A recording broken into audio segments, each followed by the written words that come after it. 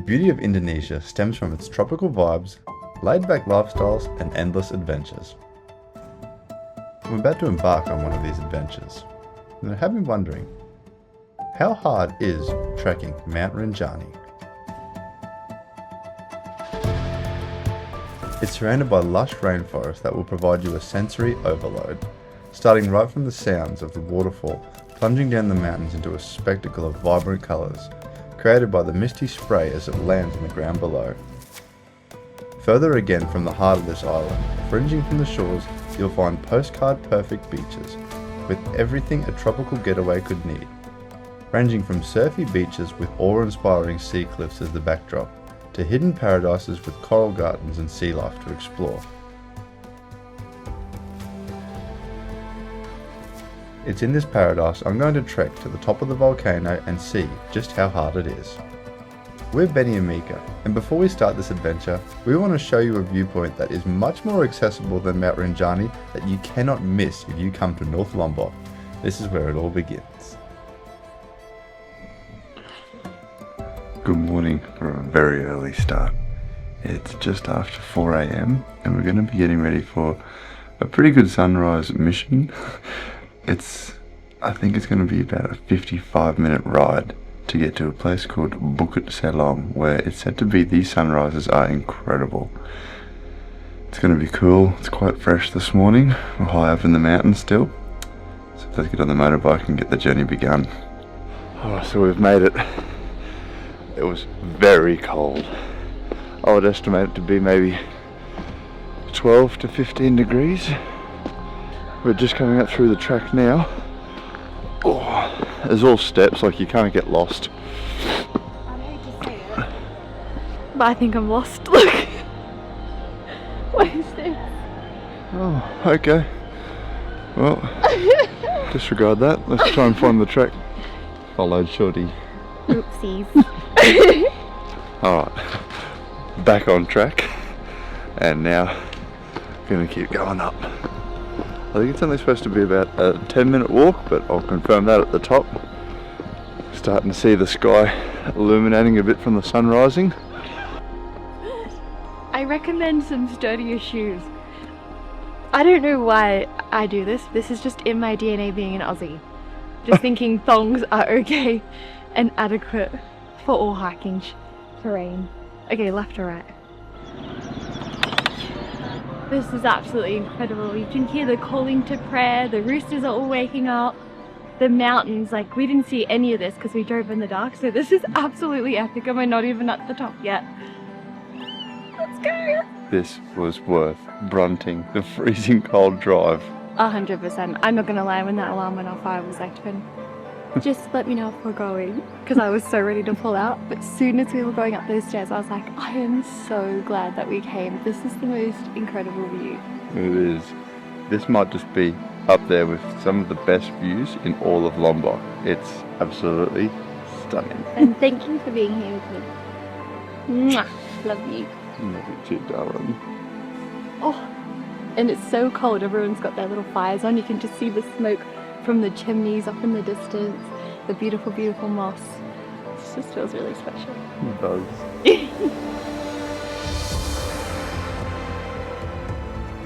There's something special about Bukit Selong that instantly captures you. Tucked away in the hills of Lombok, this sunrise viewpoint overlooks one of the most breathtaking landscapes on the island. As the first light spills across the horizon, the fields below glow in a mosaic of colours, an endless patchwork that feels like a living painting. This is more than just a stop on a Lombok travel itinerary. It's a moment to pause, take in the beauty, and connect with the heart of Indonesia. Watching the sunrise here at Bukit Selong is easily one of the best things you can do. It's an experience you'll never forget. Alright, true fashion, we're in a little bit of a rush to pack everything up, drive back, which is about an hour from where we are, and I've got to quickly pack my bag for a pretty epic trip that I'm about to embark on. Me and Mika are going to be splitting up for this little duration of the trip, but I cannot wait to show you where I'm going next. And me, I actually have no idea where I'm going at the moment. I have nothing planned, so I've got to get home and book myself somewhere to stay with my friend Alea. Hopefully we find something epic to do. I don't think it's going to be quite as outrageous as what Ben's doing, but I've got high hopes for us. Alright, we've got to get going! Fast forward 5 hours and I'm now beginning the journey up to Senaru Rim Walk. Here's my guide. Hello. We got Yosuke. I think we've got about maybe 5 or 6 hours and we'll be at the top. I think it's going to be a great sunset. I'll show you the walk as we're going up. The trail climbs over 2,600 meters above sea level, winding for nearly 16 kilometers through jungle paths, volcanic dust and steep ridgelines. Every step is a test of endurance, pushing our legs and lungs to their absolute limit. And this is just the beginning of the journey up Mount Rinjani. Alright, I'm not going to lie to you, it's steep and there is not a lot of any flat track. I think we're about halfway in now and we've got lunch prepared. The porters have beat us here. We've got some pineapple biscuits, got some stir-fry veggies, some tempeh. Yosuke's got some satay skewers, some eggs, and also a lovely little bit of fruit. Nice fizzy drink. We're situated at the moment, if you can look out between the tree canopy, there's cloud that we're shrouded in at the moment and it's definitely getting cooler. Are you feeling colder? Yeah, that's much cooler. Hey. Yeah. So, selamat makan, enjoy your food. That's just what we'll do. Nice and full from that big hearty lunch. We're just packing up our stuff now from lunch and we're the last ones here, so we're probably going to be the last ones up. To give some context on how this guided hike is arranged, in most circumstances you pay for a guide and 2 porters. The guide stays with you and leads the hike, telling you facts along the way and keeps the morale high, while the porters travel separately to us and carry the food and camping gear.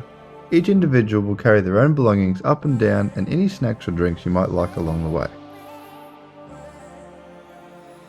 To give you an insight on what your weight situation might look like, Yosuke's bag is clothes and toiletries, plus some water which would amount to roughly 7 kilos, while I've got the same, plus my camera bag which weighs 18 kilos alone. I would advise you to only pack what you need because it's a long way to carry something you actually didn't.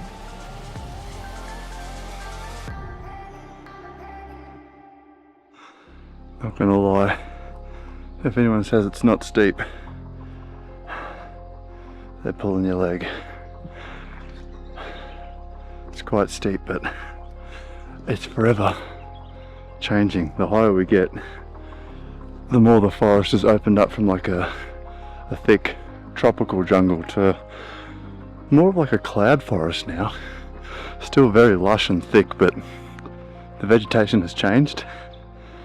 There's moss over everything. It's creating for a very enchanted feel. Our porters aren't far behind us. I don't know how they're doing it. They are just absolute legends. Hats off to them. How amazing is that? Feel like in the heaven or something. It's like all clouds, very foggy. Still beautiful.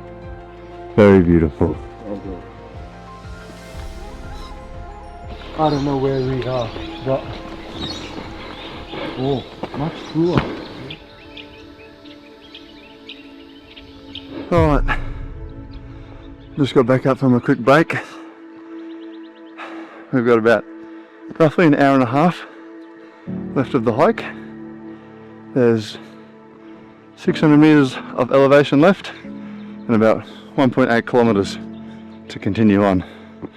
So this will be the last push until we get to camp. Our porters have gone ahead and they're going to set up the camp and start preparing dinner. It's about 3:30 now. It's definitely starting to get cooler. I think when we get to camp, we'll certainly be getting out of our sweaty clothes, putting something warmer on, and having a nice cup of lemon tea. Absolutely enthralled.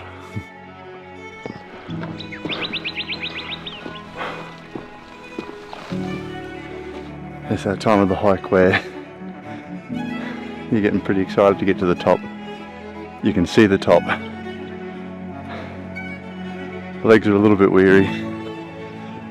Vibes are very high. There's been a lot of laughter.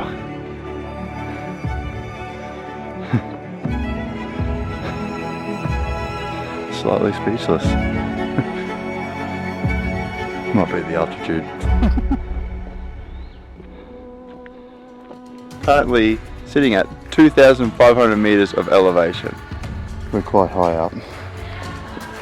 It's beautiful. We're tired. We cannot wait to see what's over this ridge. This is so exciting. We've made it to the camp. Oh. Now I might have to renege what I said earlier on with the first half was the hardest. The last part was definitely a doozy. But we have a look at our little chalet. The relief of taking our bags off and knowing we've gotten to the top was a huge achievement. 100 meters from our camp was the rim of this active volcano, where there is panoramic views over the entire landscape. There's a wall of cloud on the eastern side, and with the sun setting to the west, it created a dreamy scene with shadows and golden light over the peak. Surrounding the most recently formed volcano is a lake that changes colour from this milky blue to a yellowish brown, due to the high levels of iron and sulphur. We were lucky enough to see it in this state with the milky blue because the colours are striking and it almost looks like an inland ocean.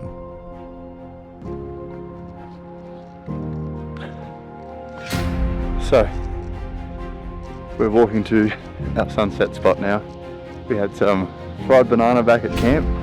It's just the fire I needed in my belly to get me across the side of the ridge. It looks like we're traversing to maybe get to like a non-obstructed point, I'm assuming. Our guide Yasin, he knows all the spots to go. He's such a legend. Show you the view when we get there.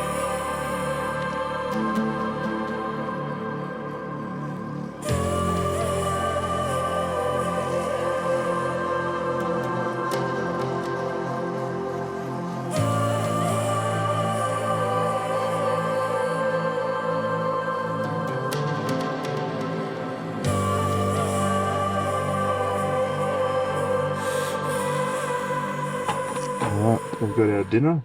Nasi goreng, tempeh. Yosuke's got some eggs and chicken. We are ready. Selamat makan. Alright, it's almost 9 o'clock. We've just had our dinner. We went for a little walk up to the top. We had some rice wine that they prepared for us. Feeling quite full and lightly tipsy, so I think it's going to be a really good sleep. But I have almost like a crazy mission, a crazy idea. At 2 a.m. the moon will set and we'll be able to see the stars, and how they're going to line up might just be perfect. We'll find out at 2 a.m. anyway, so wish me luck. It's 2:30. I'm at the top of the crater. The stars look incredible. All the clouds have cleared. Definitely feeling worse for wear being up this early. Haven't slept the best. I guess I've been a bit busy in the mind and quite eager to see what the stars are going to be like. It has not disappointed. I'm going to set the camera up, get some photos, and hopefully I can pick up enough light that you'll be able to see the crater with the Milky Way above it. Fingers crossed.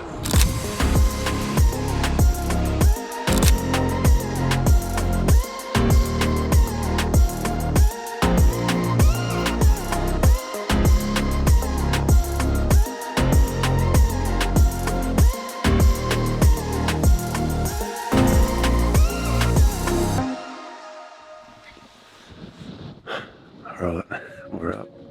It's almost 6 o'clock. The sun's going to rise in about 20 minutes. We slept pretty good for a 30mm mattress on hard rock. It's been quite an experience. We're going to get up, go up to the top of the crater and watch the sunrise. I think our breakfast will be prepared for us. We'll help pack down the tents and start the descent. But for now, just going to ease into the morning.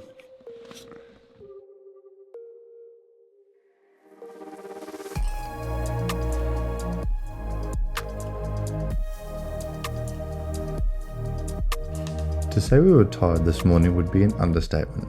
But knowing that moments like this are almost once in a lifetime, it's easy to find the energy to push through any feelings of fatigue. For anyone wondering, at night time the temperature ranges between 8 and 10 degrees Celsius, but during the day it'll warm up to a tropical 28 and 35 degrees Celsius, somewhere in between there. But when the sun rose over the horizon and the light kissed our skin, I couldn't soak in enough of its warmth. As we spent our morning on top of the world, we watched the clouds dance around the mountains, and off in the distance we could see the sun radiating off of Mount Agung. It's the tallest mountain in the neighbouring island of Bali. It's moments like these that last a lifetime.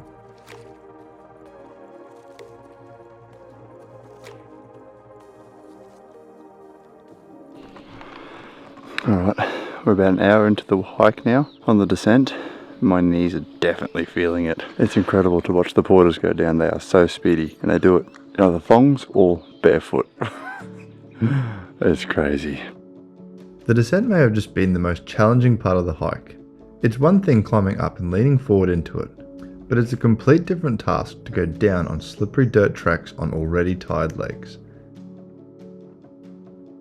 As we got lower, it was like nature's own slideshow, watching the vegetation change from alpine meadows with resilient wildflowers at the top, to a blend of open forest and semi-deciduous tree forest. And lastly, we step into the lush rainforest with ferns and moss gardens, covering the lower growth.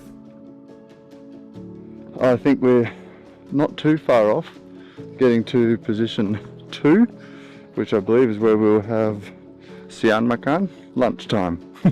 The porters have already overtaken us. They were unbelievably fast.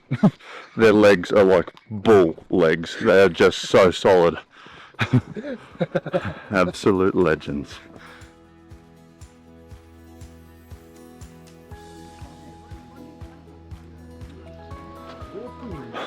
Well, we've just finished the hike. We've had lunch. I think there's 10 minutes left. I think we've done well, fellas.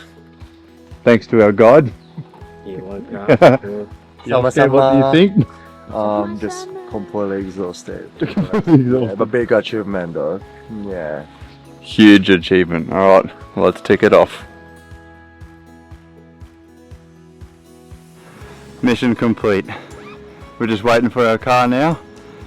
And then Yosuke and I have a 3.5 hour drive to get down to Kuta to meet up with Mika and Alea. Here's our ride. See you in the next part.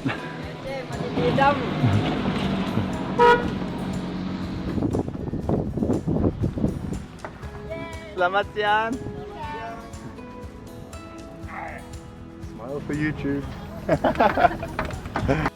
If you've made it this far and enjoyed the film, give us a like and subscribe to our channel for travel content that'll make you feel like you're there with us. But if you're into beautiful coral reefs and island paradise, you won't want to miss the next film. Thanks for watching, and we'll see you in the next adventure of Benny and Mika. Bye!